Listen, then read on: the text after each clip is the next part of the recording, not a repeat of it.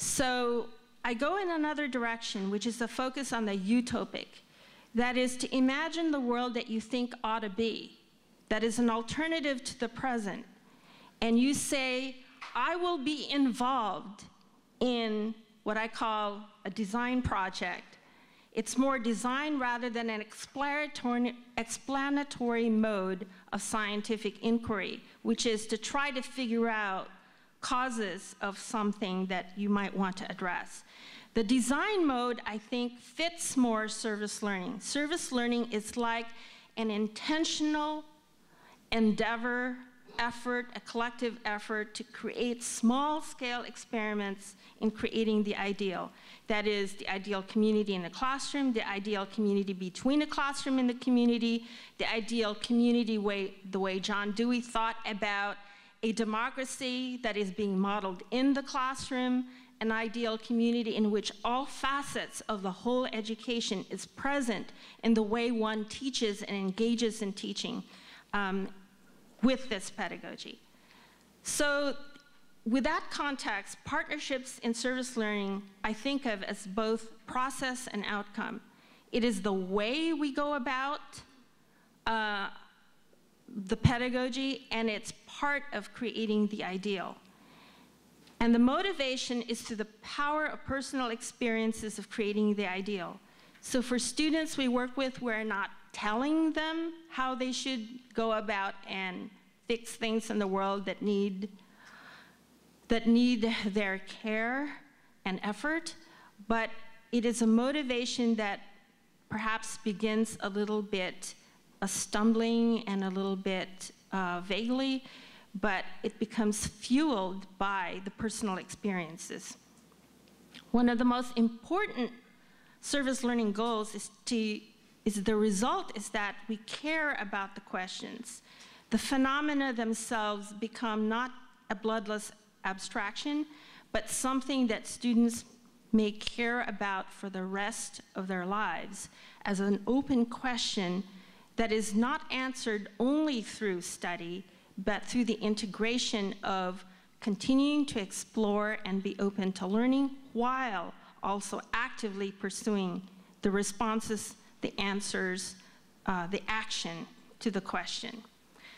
So we want, as a result of service learning, to care enough to serve deeply enough to want to be effective, because if we care enough, it's not going to be sufficient simply to say, well, I volunteered.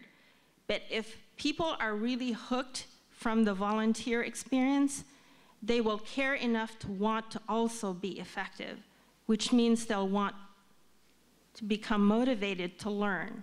The first part is to do no harm, and the first part is to do good. I think of the to do no harm as part of the dystopic. In healthcare, I think the term is used as iatrogenic. That is, when there's an iatrogenic phenomenon, it is harm that was done through the actual medical treatment.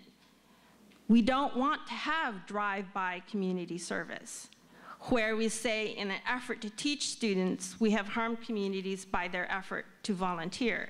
This is not what we are about. What we want is for them to learn enough that they'll actually want to be effective, to want to do good. So the service learning seems simple. Why not connect service with learning? And simple in that, doesn't everybody want to do good? Don't most people have a good heart? The problem is that through many disasters, relief abroad and right here in the state, we know that running to a place to serve is not that simple. And yet it comes from the experience of multiple experiences of acts of kindness received and given. But when we get to levels of systems, we know that there is abstract concepts and tools, lenses that we use, theories that need to be applied, and that while there's urgent reasons for people to serve, the process by which they come to learn those abstractions that are needed to be both technically skilled and have the broad sense of understanding of what is involved is very complex. So it's both simple and complex, and it is urgently needed to transform service into learning and learning into service. But learning from the experiences of service is complex. There is no immaculate perception. Just because somebody is on site experiencing something doesn't mean that it's self-evident what the interpretation is. So somebody's interpretation of being at a soup kitchen is, what's the matter with all those people? Another interpretation is, what's the matter with government? Another interpretation is, why don't we redistribute wealth?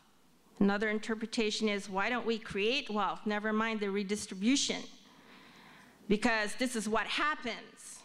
So there are many different interpretations. You bring 40 students on site at a soup kitchen, and they're not all going to see the same thing, and therefore, what they see, which informs their judgment about what's the appropriate action, is not self-evident.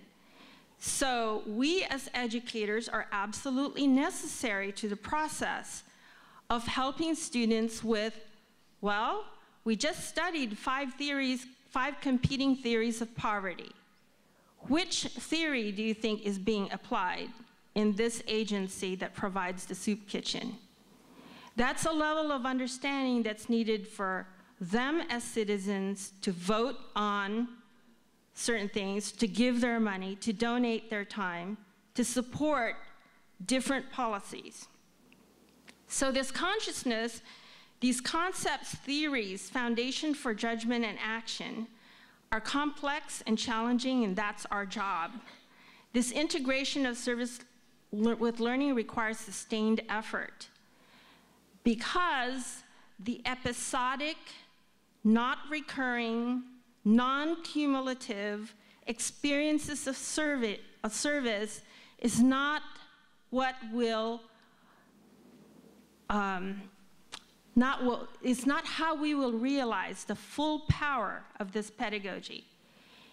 It is when it is sustained effort over time that we can learn from the past and move forward. So just for an example, one of the most favorite volunteer service aspects in college is tutoring with youth. Yet, year after year after year, how many times do we have different students involved and they don't learn from each other about what works and what doesn't?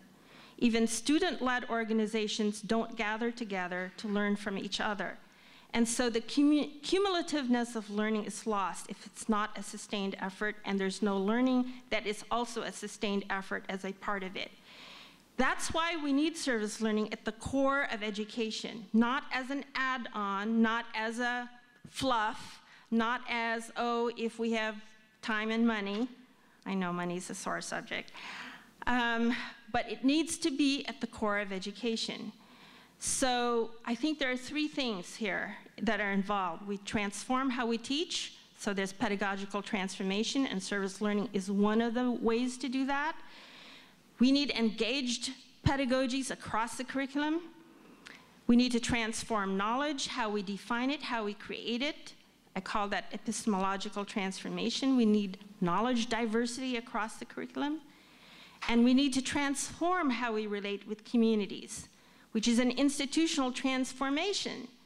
And we need community partnerships across the curriculum. So partnerships among groups with different ways of knowing, viewed as necessary and integral to how we learn and how we live, that's a big thing. It's integral to our survival. It's a matter of justice. Why is it that some people's ways of knowing are seen as marginal or different or not as important? And it's important to our sense of wholeness, that fragmentation of knowledge, the compartmentalization of academic inquiry versus other ways of knowing, the technical, the practice, what is embedded in communities' ways of knowing, it's part of our wholeness.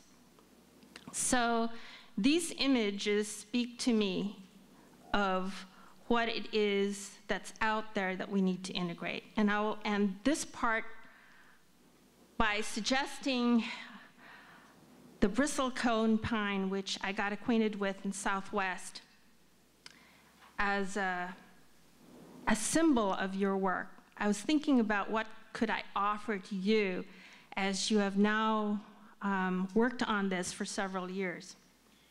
But I learned about the bristlecone pine, which apparently can live over 100 years. Some are now 300 years, and there is one that they won't identify where it is so that it won't be harmed. It's called Methuselah. The bristlecone pine, so I asked this person, well, on the rocks, how in the world does it grow? Well, imagine this. The bird eats seed, poops the seed falls into the rock, and the person just said, well, it's the root action creates the soil. And I think of it like that. The work that you have done is like the work of planting seeds in a rock. Not very hospitable. But it is you're doing it despite everything. That is the root action that creates the soil. And so now you started out with rocks, but now you got a little soil generated. And if you keep going, that root action will create more fertile soil for the work that needs to be sustained and continuing to the future.